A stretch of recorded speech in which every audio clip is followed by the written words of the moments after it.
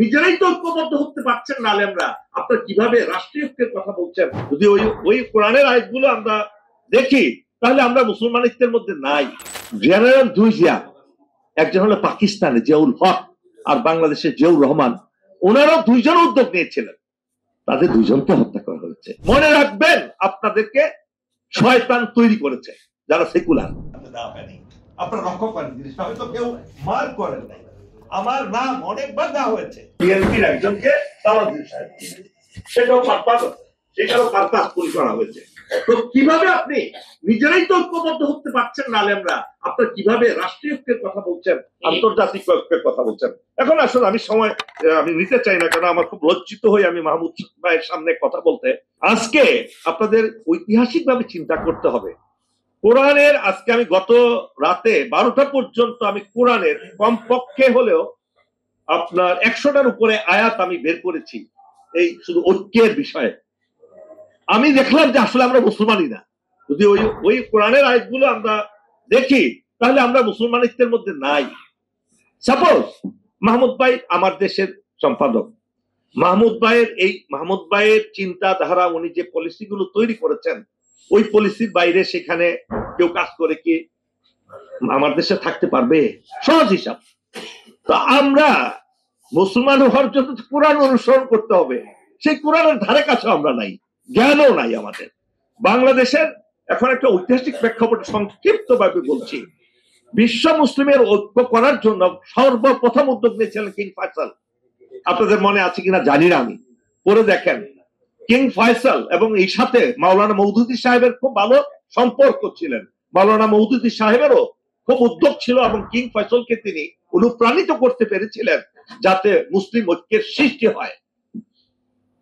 তাকে নির্মম ভাবে তার ভাতিজাকে দিয়ে হত্যা করা হয়েছে। কাজটা কিন্তু খুব সহজ না।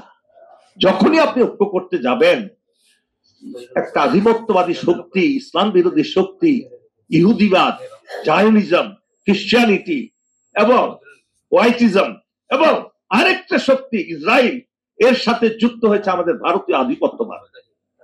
তারা সম্মিলিত ভাবে আপনাকে উঠতে দিবে না। কিং ফয়সাল নিয়েছিলেন, পারেননি, হত্যা করা হয়েছে। জেনারেল দুই জিয়া, একজন হলো পাকিস্তানে জিয়াউল হক আর বাংলাদেশের জিয়াউর রহমান, ওনারাও দুইজন উদ্যোগ নিয়েছিলেন, তাদের দুইজনকে হত্যা করা হয়েছে। এই ঘটনাগুলো আপনাদের বুঝতে হবে, জানতে হবে। জেনারেল জিয়াউল হককে হত্যা করার জন্য আমেরিকা, যাতে এই জিয়াউল হক এত প্রভাবশালী হয়ে গেলেন মুসলিম বিশ্বে, তাকে মারার জন্য তাদের অ্যাম্বাসেডরকে পর্যন্ত তারা স্যাক্রিফাইস করেছে। মাহমুদ ভাই ভালো জানবেন এগুলো, আরো আমি খুব ক্ষুদ্র মানুষ।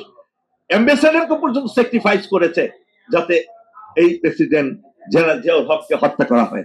একইভাবে আমাদের জিয়াউর রহমান, অনেককে বলে যে ভারতীয় ইন্ধনে কিংবা ভারতীয় প্রত্যক্ষ সহযোগিতায়, হ্যাঁ কোনো সন্দেহ নাই, কিন্তু এটার পিছনে শুধু ভারত নয়।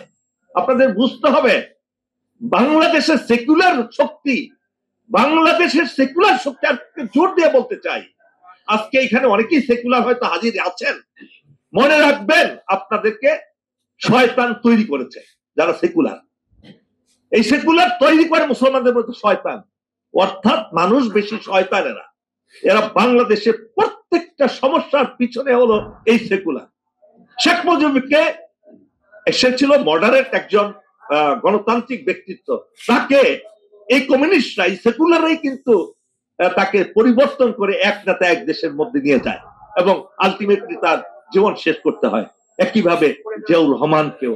এবং আপনারাও যারা এই উদ্যোগ নেবেন, আপনাদেরকে বুঝতে হবে, নিজেকে বিশ্বাস করতে হবে প্রকৃত শত্রু কারা, তাদের থেকে আপনাদের সাবধান থাকতে হবে। আজকে একটা সুযোগ আল্লাহ করে দিয়েছেন, আগামী নির্বাচন।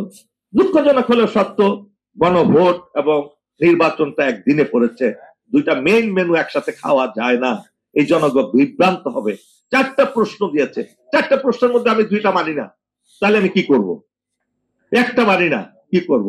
এক কথায় হতো জুলাই সনদের আপনার আস্থা আছে কি নাই, শেষ হয়ে যেত আবার না।